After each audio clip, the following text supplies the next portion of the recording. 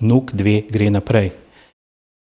Jaz sem izredno vesel, da v tem zadnjem obdobju dejansko začenjamo en zelo velik cikel investicij, ne samo na področju visokega šolstva, ampak tudi na področju znanosti, se pravi inštitutov.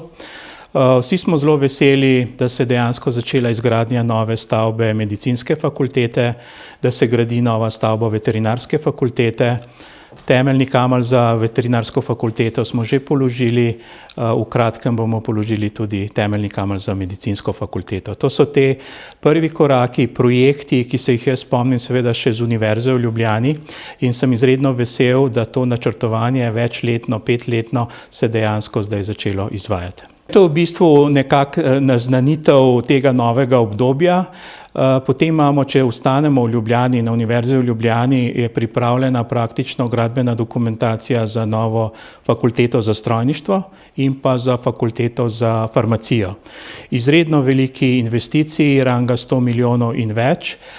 Potem moram seveda omeniti tudi Mariborsko univerzo, tukaj gre za kohezijska sredstva, predvidena investicija v 5 mariborskih fakultet, preko 120 milijonov evrov.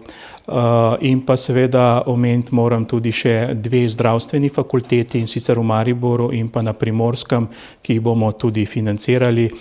Tukaj so pa predvidena sredstva glede na zakon o financiranju investicij v zdravstvu.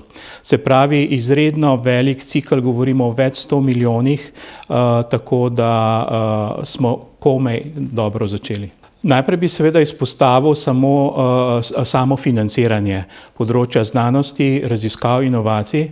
Šli smo seveda preverjati vložke v znanost od leta 2021 naprej. Leta 2021 je bil ta obseg financiranja ranga 300 milijonov.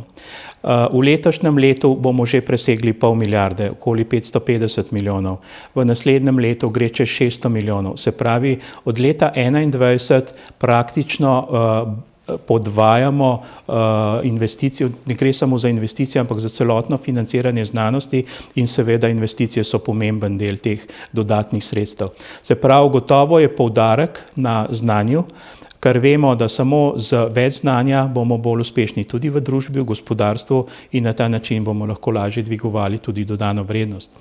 Če pa govorimo o investicijah, še enkrat, izredno sem vesel, da v kratkem odpiramo novo stavbo Nacionalnega inštituta za biologijo.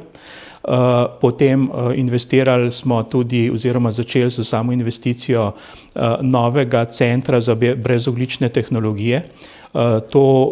Tukaj je od zadaj Kemijski inštitut, je pa zanimivo, da vlagamo v regiji, v Zasavju, se pravi, da želimo tudi razširiti te investicije pa dejavnost, znanstveno-raziskovalno dejavnost tudi izven večjih središč. To sta 2 pomembna projekta in pa mogoče je seveda pomembno izpostaviti, da pripravljamo tudi strategijo vseh investicij, vseh potreb, tako univerz kot inštitutov, študentskih domov, in tukaj pa ocena, da bi v naslednjih 10 letih rabili okoli 2 milijardi in imamo tudi načrt, kako lahko to speljemo.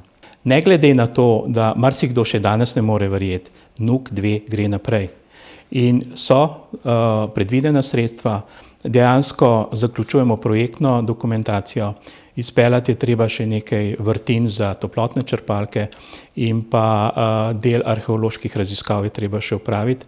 Do poletja jaz računam, da bi šli lahko v javni razpis za izbiro izvajalca in pa seveda, če imamo izvajalca, to pomeni začetek gradnje. Moja želja je, da čim prej vidim gradbeno jamo. In seveda, ko bomo začeli graditi zgodbo NUK2, kot pravite, 40 let staro zgodbo, bi rekel lahko žalostno zgodbo, da končno premaknemo to stvar naprej in da bomo zaključili to stavbo potem v nekaj naslednjih letih.